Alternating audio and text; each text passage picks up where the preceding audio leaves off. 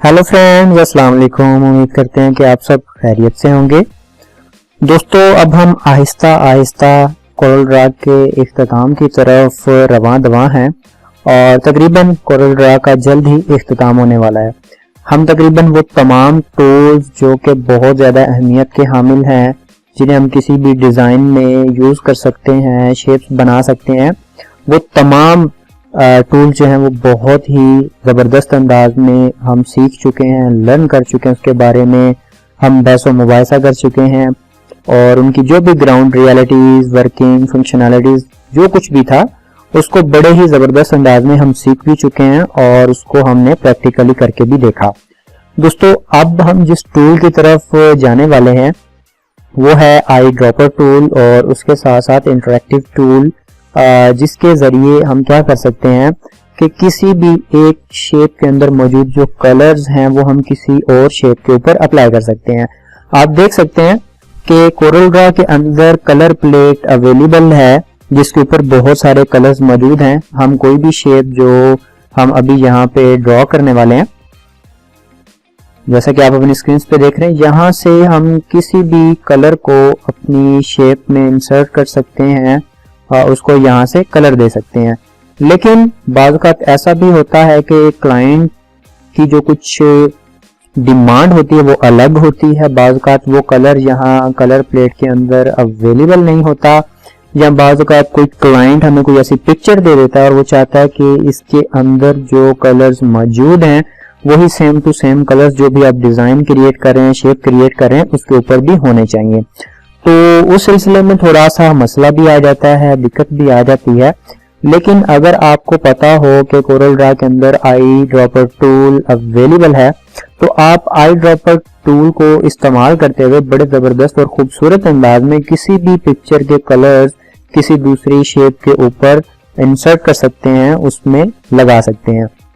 इसके साथ साथ जो दूसरा टूल है, इंशाल्लाह वो हम जैसे ही आई ड्रॉपर टूल क्लियर होता है उस पर चलेंगे, उस पर गुफ्तगू करेंगे, बात करेंगे कि बेसिकली वो टूल किस पर्पज के लिए इस्तेमाल होता है। दोनों टूल्स हैं कलर के लिए ही, लेकिन इनकी फंक्शनैलिटीज और पर्पजेस में काफी फर्क है। तो अभी हम आई ड्रॉपर टूल की तरफ चलते हैं और इसके बाद हम नेक्स्ट टूल की तरफ मूव करेंगे।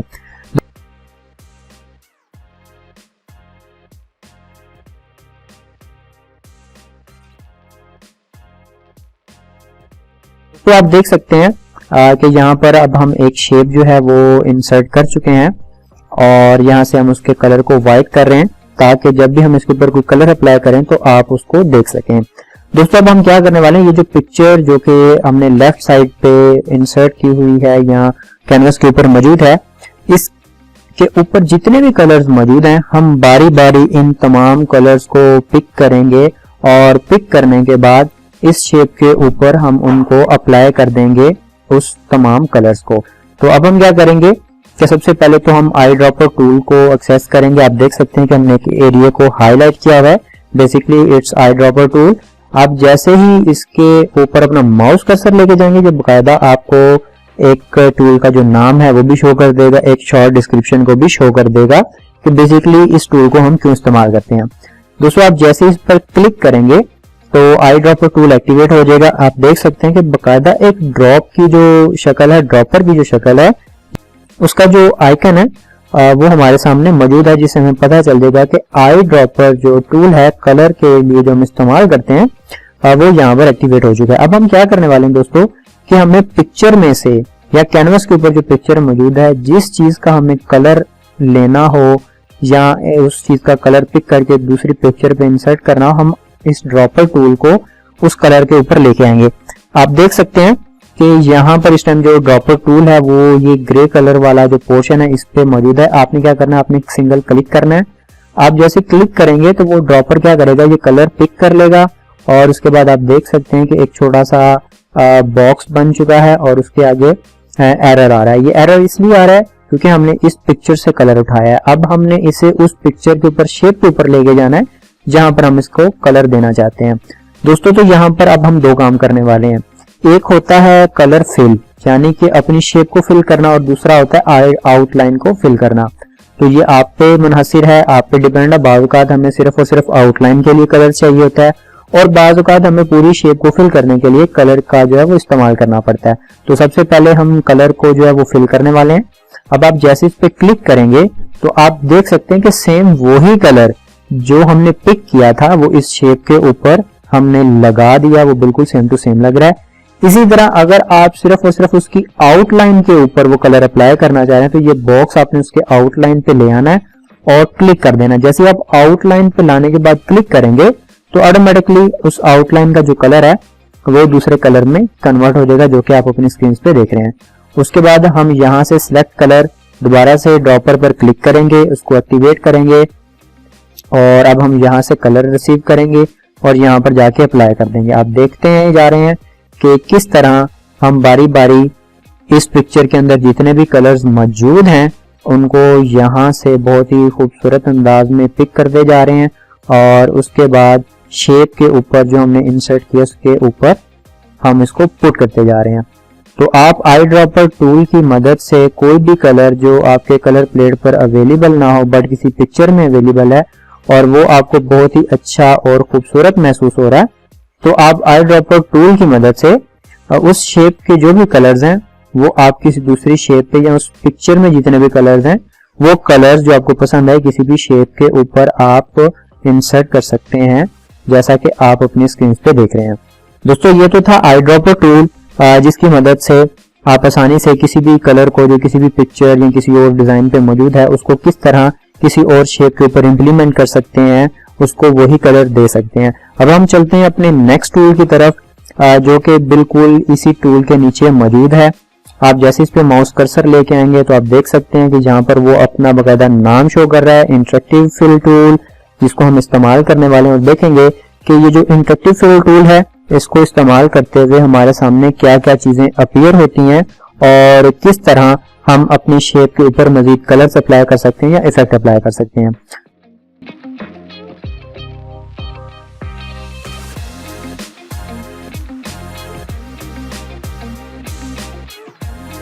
दोस्तों आप जैसे इस पर क्लिक करेंगे तो जो ये टूल है ये एक्टिवेट हो जाएगा और इसके साथ साथ आपको यहाँ पर कुछ मजीद ऑप्शंस देखने को मिलेंगे जो कि इस वक्त आप देख रहे हैं हमने हाईलाइट किए हुए हैं। दोस्तों यहाँ पर हम आपको थोड़ा सा ये बताते चलें कि बेसिकली यहाँ पर जितने भी ये फीचर्स या ऑप्शंस अवेलेबल हैं जो इस टाइम हाईलाइटेड हैं, ये अपनी प्रीवियस वीडियो जो कि हमने अपने ट्रांसपेरेंसी टूल को जब इम्प्लीमेंट किया था, यूज किया था, एक्टिव किया था, तब भी कुछ इसी तरह के ऑप्शंस हमारे सामने आ रहे थे और अब भी यही ऑप्शंस हमारे सामने आ रहे हैं। अब हम देखने वाले हैं कि इन ऑप्शन में फर्क क्या है।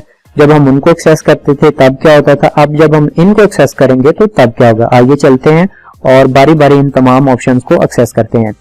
आप देख रहे हैं कि यहाँ पर जो पहला ऑप्शन है वो है नो फिल का। आप जैसे इस पे क्लिक करेंगे तो ऑटोमेटिकली उस शेप के अंदर जो भी आपने कलर फिल किया होगा वो यहाँ से रिमूव हो जाएगा। और उसके बाद जो सेकंड ऑप्शन है वो यूनिफॉर्म फिल का, यानी कि बाय डिफॉल्ट यही सिलेक्ट होता है क्योंकि आपने इसके ऊपर कलर अप्लाई किया हुआ है, तो लिहाजा ये यूनिफॉर्म कलर और इस शेप के अंदर फिल है। अब हम चलते हैं अपने थर्ड ऑप्शन की तरफ। आप देख रहे हैं कि यहाँ पर लिखा हुआ है फाउंटेन फिल। आपको ये तमाम के तमाम नेम बिल्कुल वही सेम लगेंगे जो कि ट्रांसपेरेंसी टूल को इस्तेमाल करते हुए हमने इनको एक्सेस किया था। अब क्या होगा कि आप देख रहे हैं यहाँ पर जो आइकन बना हुआ है उस पर भी एक तरफ व्हाइट कलर है, फिर लाइट ब्लैक कलर है और फिर ब्लैक कलर है। इसी तरह जैसे ही हम इस ऑप्शन को एक्टिवेट कर लेंगे तो हमारे कैनवस के ऊपर भी कुछ इसी तरह की चीज नजर आएगी जो कि आप इस वक्त अपनी स्क्रीन पे देख रहे हैं कि किस तरह हम ग्रीन कलर को थोड़ा सा व्हाइट टच दे सकते हैं, उसकी ट्रांसपेरेंसी को बढ़ा सकते हैं, कम कर सकते हैं।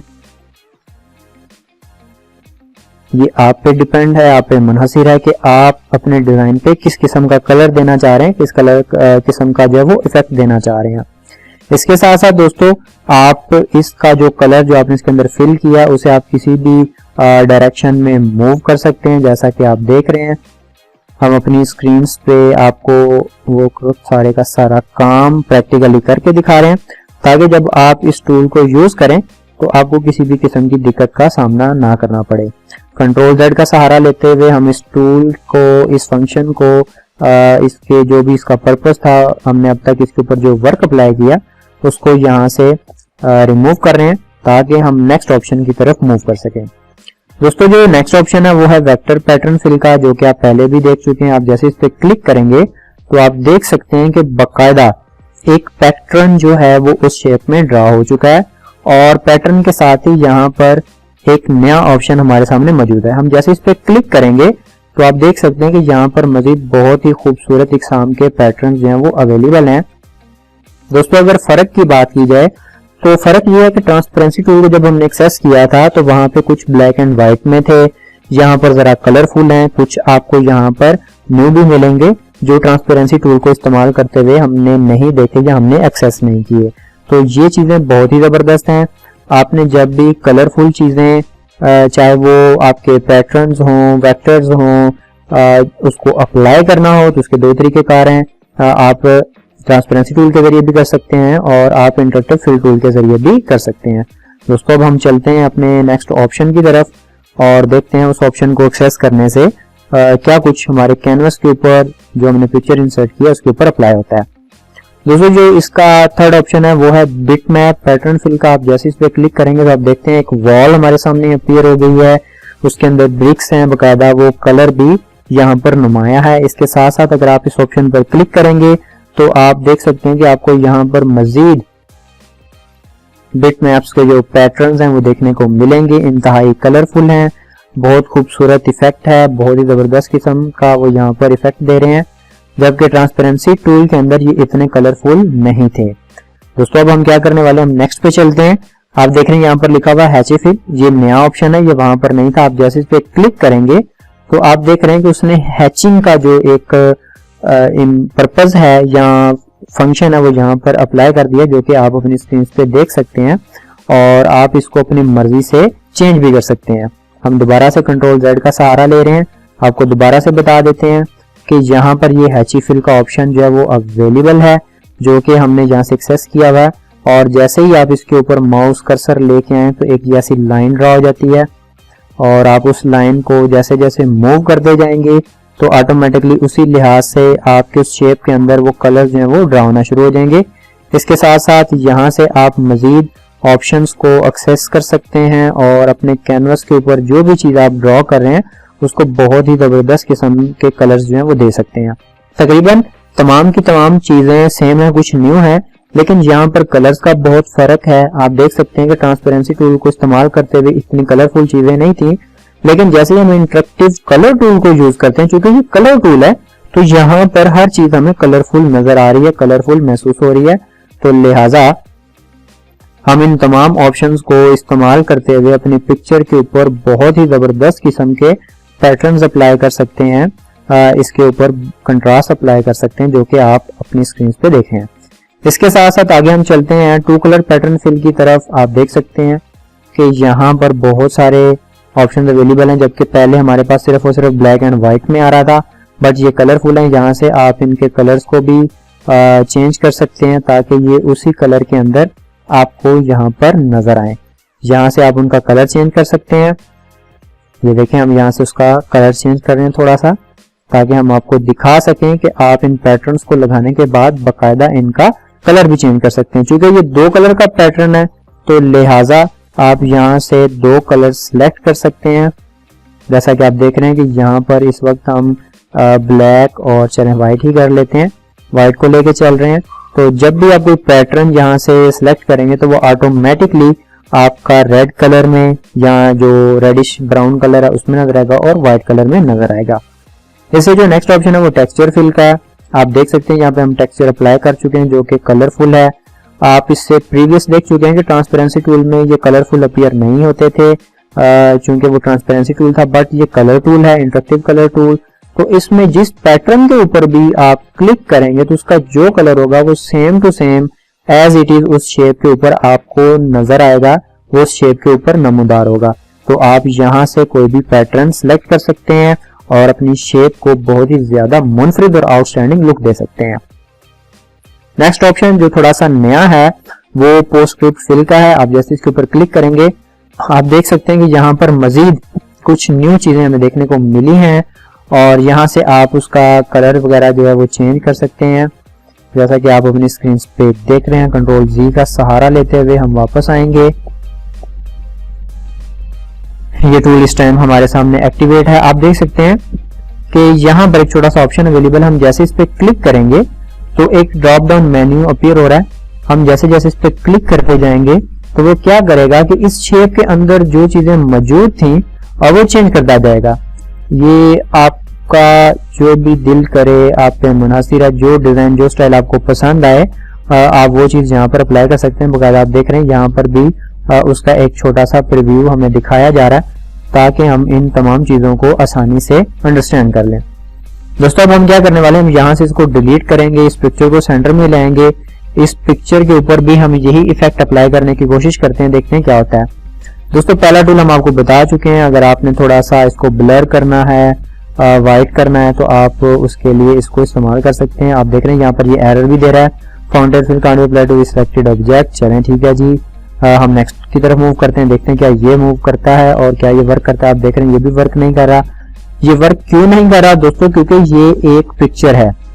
हम इन तमाम चीजों को सिर्फ और सिर्फ पिक्चर के ऊपर जो है वो अप्लाई कर सकते हैं, शेप के ऊपर अप्लाई कर सकते हैं, लेकिन कोई भी पिक्चर जो हमने इंसर्ट की होगी उसके ऊपर अप्लाई नहीं कर सकते। लेकिन जबकि हम ट्रांसपेरेंसी टूल को जब यूज करते थे तो आपने ये चीज देखी थी कि अगर हम पिक्चर के ऊपर भी वो इफेक्ट्स अप्लाई करते थे तो पिक्चर के ऊपर भी वो इफेक्ट्स अप्लाई हो जाते थे, इंप्लीमेंट हो जाते थे।